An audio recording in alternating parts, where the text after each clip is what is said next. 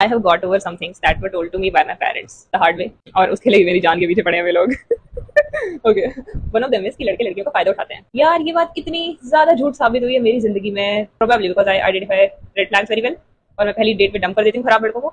लेकिन हाँ, मुझे इसे पता चल गया कि सारी दुनिया बुरी नहीं है यार, क्योंकि जो मेरे 18 बॉयफ्रेंड्स थे, they treated me with so much love and respect and they gave me so much pleasure that those memories are the most beautiful memories of my life. And शायद मैं मर रही होंगी ना तो मैं वही सब याद करूंगी, इतना खूबसूरत है वो, जन्नत देखी है मैंने। सेकंड थिंग, मेरी मम्मी ने मुझे बोला था कि लोग तेरी चेस्ट को देख के तेरे मजे लेते हैं। मैं बहुत जगहों पे घूम चुकी हूँ, आज तक किसी को मैंने नहीं देखा अपनी चेस्ट की तरफ घूरते हुए जैसे मेरी मम्मी ने घूरा था। कभी नहीं घूरा किसी ने। लाइक जितनी गंदी नजर मम्मी की थी उतनी गंदी नजर वाला इंसान मुझे आज तक नहीं मिला है, और होगा तो वो कोई रेपिस्ट ही होगा।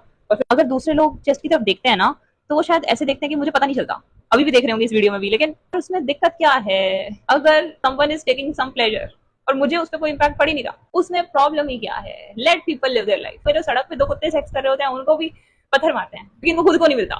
Parents treat daughters as a possession of theirs, ये हमारा माल है, हमने अपने घर में मैन्युफैक्चर किया है और अब हम इसको बेचेंगे। बेटा, हर एक ट्रांजैक्शन पैसों में नहीं होती कि लड़की दे दी और पैसे ले लिए।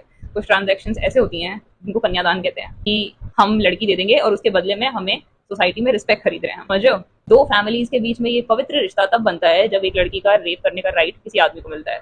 You are just a pawn, you may become a bride looking like a Barbie, but तुम्हारी औकात वहां पे 2 कौड़ी से ऊपर की नहीं है, चाहे तुम जेवरों में लदी पड़ी। Please try to understand this. नई नई सोशल एक्सेप्टेंस के लिए करना पड़ता है वो।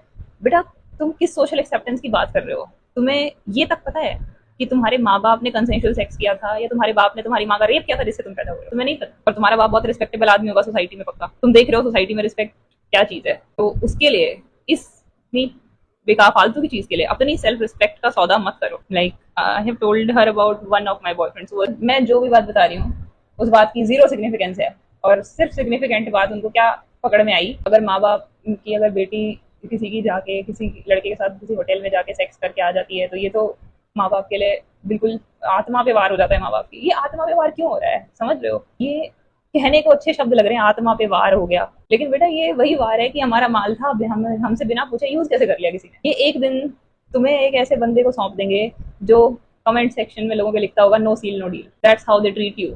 और जब वो खुद औरत को ऐसी नजर से देखते हैं तो वो जिसको चूज करेंगे वो कैसी नजर से देखता होगा। I hope it helps.